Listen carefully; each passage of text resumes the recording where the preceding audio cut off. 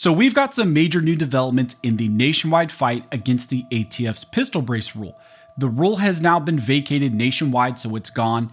It's been struck down, but this fight is far from over because even after losing in the courts, the DOJ has been saying that they can still enforce this whole restriction on brace pistols just using the underlying legal theory. But now also you have multiple members of Congress, US senators, stepping in directly by calling out the ATF and demanding that they stop this entirely. So now you have pressure coming from members of Congress calling for the stop and end to brace restrictions. And also you have one critical case that is still moving forward, but the DOJ says that they can still enforce brace restrictions. So let's talk about what is now happening with this critical issue. Now, before we jump into this video, if you want to support the channel, one of the best ways to do that is simply by subscribing. You can also click the like button that just tells the algorithm that you appreciate this content, and so it shares it with more people. I also want to thank one of the main supporters of this channel, which is 1st Phorm. You guys know that 1st Phorm's an amazing company. They support the Second Amendment and what we talk about here on the channel, but also they have amazing supplements and apparel. So if you're trying to get healthier, if you're working out more, maybe if you're still on your New Year's resolution, I've been trying to do the same thing, working out a lot. I've lost 25 pounds since the beginning of this year, and a lot of the supplements and apparel that I use comes from 1st Phorm. So if you're interested, you can check them out using the links down below. And thank you again to 1st Phorm for sponsoring and supporting this channel. So if you've been following the channel for a while, you will know that this fight against brace pistols really started when the Biden administration passed that rule. That rule claimed that most brace pistols were actually short-barreled rifles under the NFA. Now, in response to that, in that new rule, multiple lawsuits were filed, and eventually in one of the cases, you had a ruling by Judge Reed O'Connor where he struck down that rule entirely nationwide, and that was the Mock case. The Biden DOJ, in response to that ruling, decided to appeal up to the 5th Circuit Court of Appeals, but after the administration changed over and the Trump DOJ got control of this, they decided to drop that appeal in the 5th Circuit, and they conceded that case. That meant that the pistol brace rule was officially struck down nationwide, and that's currently the status on that issue. But after that happened, most of the other remaining pistol brace lawsuits were also dismissed as moot because the ATF agreed that that rule itself no longer existed. Now, currently, there is one other lawsuit that's still pending, which is the Gun Owners of America and State of Texas case, which is again filed against the ATF against this pistol brace issue. And in this case, there have been some new developments which have raised some red flags and alarm bells on whether it was actually a good idea for some of these other cases to be dismissed, and whether the DOJ saying that the rule is gone really actually means anything if they still plan to enforce these restrictions. In the GOA case, GOA in Texas are asking the court for something a little bit different from some of these other lawsuits.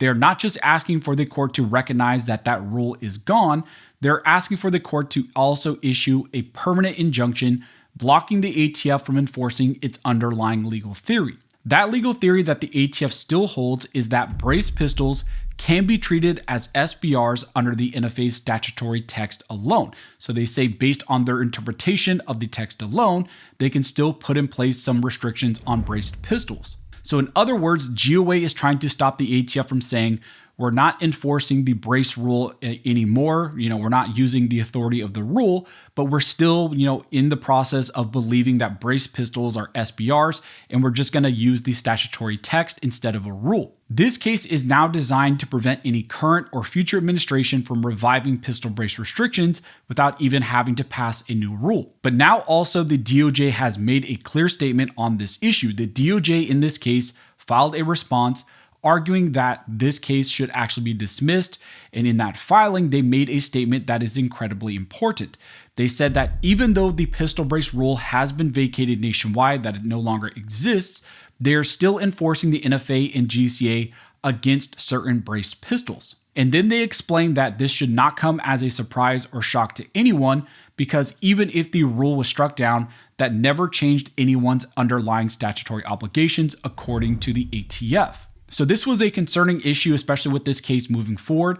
But now we have a new development where a group of US senators have actually sent a formal letter directly to the ATF, and they are not actually mincing their words at all. They say that they are deeply concerned that the ATF is continuing to enforce the same legal theory behind the now vacated pistol brace rule. But again, they're just not using the rule. They're just saying that they're using this legal theory. The senators point directly to the DOJ's own statements in this court case, the GOA case, where the ATF admitted that it's still enforcing SBR restrictions against braced pistols even after the rule was struck down. Now, in this letter, the senators make several key arguments. First, they say that the original brace rule was unlawful from the very start. They argue that it expanded the NFA beyond what Congress actually authorized and cannot pass constitutional scrutiny. Second, they highlight that millions of Americans relied on the ATF's prior guidance for decades and lawfully purchased these braced pistols. And this was based on what the ATF itself told people could do for essentially years. And then overnight, the Biden administration reversed course and turned those same people into potential felons. And they argue that this is a position that the Trump ATF should not support and should move away from. The letter also leans heavily on the Second Amendment and Supreme Court precedent, and they point directly to cases like Heller and Bruin, and they argue that pistol braces are widely owned, commonly used, and fall within the Second Amendment's protections. They also emphasize that braces actually increase safety and accuracy, not danger, and therefore there is no real public safety concern and no real reason why these need to be regulated the way that the Trump DOJ is potentially saying they're going to do. And then the senators take it a step further by demanding that the ATF, the Trump ATF, actually take action on this issue. They call on the ATF to publicly state that it will stop enforcement of this theory, issue formal guidance saying that braced pistols are not SBRs, and then even enter a binding agreement under the court in this case, preventing future enforcement of this theory. That last part is key because it would lock the ATF in legally and prevent future administrations from changing the position on braced pistols, just based on new policy or a new administration. So now we have three different forces currently at play with this issue. On the one hand, the DOJ is saying enforcement is still potentially valid, impossible, even in this GOA lawsuit. On the other hand, the White House has signaled in their recent budget that there is potentially a policy shift away from enforcement against braced pistols. And now members of Congress are pushing to shut this down completely and saying that the ATF needs to enter a binding agreement that they're not going to do this going forward. And that all creates some serious pressure on this issue going forward, and a lot of pressure also on this one last remaining case. And that's exactly why this GOA case is so critical, because GOA is not asking for policy promises. They're asking for the court to issue a binding order. They want the court to say that the ATF cannot enforce this theory at all, because without that, even if this administration backs off, a future administration could still bring this back and still try to enforce these restrictions against braced pistols. So stepping back, here's what we currently have with this issue. The brace rule has been vacated nationwide, and as a result, multiple cases have been dismissed as moot. But in this one last remaining case and in other statements, the Trump DOJ and the Trump ATF says, well, we don't even need the rule. We can still potentially enforce these restrictions on braced pistols as SBRs just using the text alone. So we didn't even need that rule. And now senators in this letter are demanding enforcement to actually stop altogether and for the administration to enter into a binding agreement agreeing that this cannot be done, right now, can't be done going forward, and that the legal theory is invalid, that braced pistols are not SBRs. So that's where things currently stand right now in this critical pistol brace challenge.